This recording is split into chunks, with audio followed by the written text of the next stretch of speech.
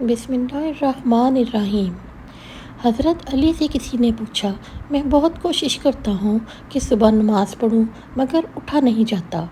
हज़रत अली रज़ियल्लाहु ने फरमाया, ये नींद की वजह नहीं है, बल्कि तुम जो सारा दिन गुनाह करते हो वो तुम्हारी गर्दन में तोक, हाथों में हथकड़ी, पाँव में बेड़ियाँ बांधकर तुम्हें उठने नहीं देते।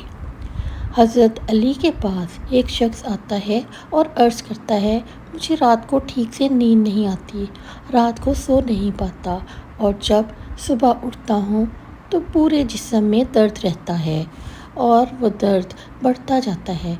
जब वो अपना दर्द हज़रत अली को बयान कर चुका तो आप रज़ियल्लाहु ने इस शख्स से फरमाया, ऐ शख्स, रात को पानी पीते हो तो पानी पीना बंद कर दो, क्योंकि ऐसा करना सेहत के लिए इंतहाई नामुनासिब है। रात को पानी पीने से जिस्म में ऐसा दर्द शुरू हो जाता है। अगर अल्लाह पाक इसे शिफा देना चाहते तो दे सकते हैं, वरना इसका इलाज नामुमकिन है। अगर सहूलत हो तो दोपहर के वक्त आराम ज़रूर करें, ये सुन्नत है और इससे फजर में उठने में बड़ी मदद मिलती है। रात का खाना जल्दी खाएं और कम खाएं। रात को पानी ना पिएं और अगर शदीद ज़रूरत हो तो कम से कम पिएं। रात को जल्दी सो जाएं। रात को सोने के मसनून अमाल करके ज़रूर सोएं। किसी से सुबह उठने के लिए कहकर सोएं।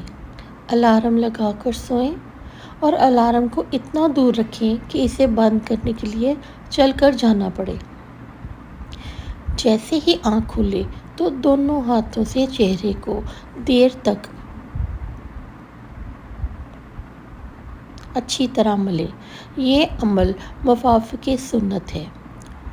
नींद से बेदारी पर हिम्मत करके फ़ौरन उठ खड़े हों।